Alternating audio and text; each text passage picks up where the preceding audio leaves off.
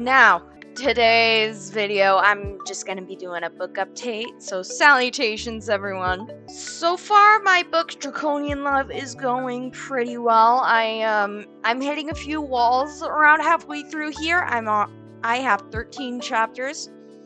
However, I'm now realizing that I don't quite have enough information to write the courtroom scene that I want to happen, and I don't really want to pull an ace attorney. Like, it's entertaining, sure, but I want the scene to have emotional depth to it, and just to feel like a court case or something like that. But I've never been in a courtroom or anything, so doing research on that is a fair bit of a challenge, which honestly, I was bound to encounter some challenges along the way, so it's fine. It's fine. It's chill. At any rate, Draconian Love is pretty fun. It's a fair bit different than how it was when I first came up with the rough draft for it. The same basic premise is still the same though, but it's how they're getting there has changed a little bit, which honestly, it's fine. It's actually kind of a lot more fun this way. And let's see here. So that's my book announcement. And you know what? I kind of just want to show y'all a few words from the languages that share a little bit about the characters. So first off, the main characters we will be following here, their names are Arctor and Zacto. Now, their names are quite fun because Zacto is a draconian name that literally means passionate flame. Keep in mind, these are words in the language I've made up. I've been making it up as I write, which has been quite fun. So yeah, and let's see here.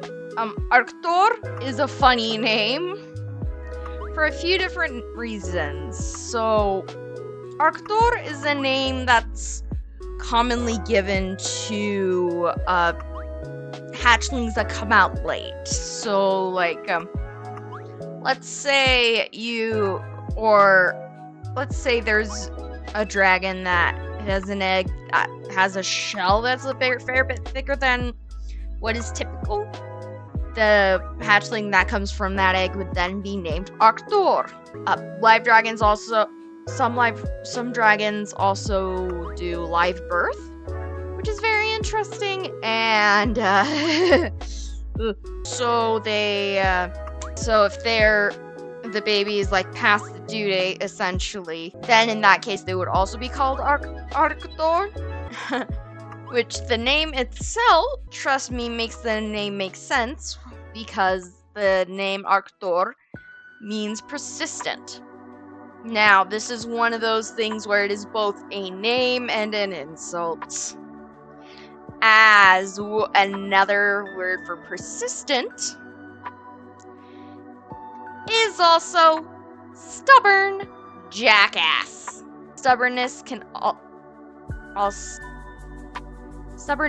easily turn into stubbornness can just be a thing. Yeah, Arctor is both a name and an insult. So, have fun with it. So, and one of the more recent ones is this word I came up with on the fly. It has absolutely no bearing on the story Draconian Love. I'll probably use it at some point, but I'm not sure how often I will. It is called, the word is Vulu. Now, let's take a minute. Take your guesses as to what the name might mean. Because, trust me, it is not at all what you think it's going to be. I'll give you a minute. Just comment what you want it to be, and you can do this. Okay. And we're done commenting in 5, 4, 3, 2, 1. So the name Vulu, not name, well, it can be used as a name, but It's really not. So Vulu means sly stubbornness. It's not given out or used very often, but when it is used for hatchlings that tend to be a bit more mischievous. And what I mean is, you know how there's those babies that always wait until you're actively changing their diaper to do something? If you've met one of those babies, you know exactly what I'm talking about. When a baby has a bit more of a playful nature, even when they're like a newborn, it's very, very clear when that happens. So, and here's the thing. Developmentally, baby dragons tend to behave more like a baby at 3 months because the pregnancy or incubation period of the egg tends to take a fair bit longer. So essentially dragons are born at the same spot that human 3-month-old is, just a bit stronger.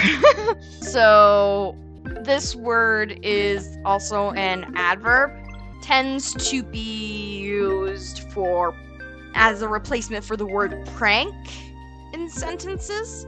So it's like if you're calling someone a prankster, be like, "Oh, the local Vulu got me again," you know? When there's ding-dong ditching going on, or let's say somebody put baby powder on your hairbrush, something like that. Vulu is a prankster. If this video gets enough likes and comments, I'll do more videos on this. It's because it is a fascinating dragons have a fascinating language and culture that I really love, and I've loved fleshing it out these past few years. Like it's addicting. It is, to be frank, quite addicting for me to write something like this. I love the dragons in my world so much. So much. Like, they have all my favorite tropes and stuff, and they're my babies. Anyway, thank you for coming in to my video. You want to see more of this stuff, be sure to like and comment.